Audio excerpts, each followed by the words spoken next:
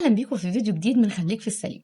الصراحة اليومين اللي فاتوا دول وأنا ماشية بالعربية بدأت أشجار التوت تنتشر وتزدهر بالتوت اللي موجود فيها، ولاحظت إن في أطفال بدأت تحدف الشجر بالطوب عشان تحصل على التوت ده مني. ساعتها قلت إن لازم أعمل لكم الفيديو ده علشان نتكلم عن التوت ده مضر ولا مفيد.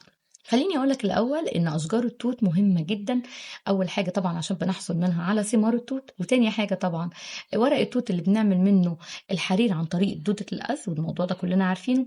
وتالت موضوع إن الأشجار دي مهمة جدا عشان بتنقي الهواء، وخاصة من عنصر الرصاص اللي بيبقى موجود في عوادم السيارات.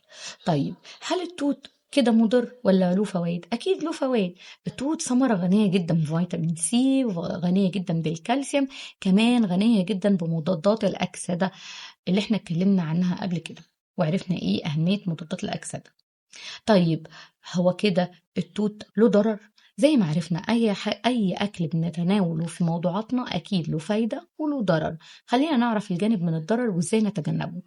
الضرر زي ما قلنا في الأول إن التوت شجره بيتزرع كنوع من أنواع تنقية الهواء، فبالتالي الشجر اللي مزروع على الطرق اللي كلها عربيات وسيارات نقل كبيرة وموتوسيكلات وبتطلع عوادم، كل ده الشجر التوت بيمتص السميات دي، وللأسف بيتخلص منها في الثمار، فبيصبح هنا التوت عندنا في كمية كبيرة جدا من الملوثات وأهمها الرصاص. فبالتالي لا ينصح تماما بأن أي شجر على الطرق المليانة عوادم سيارات إن احنا نأكل منها التوت ده.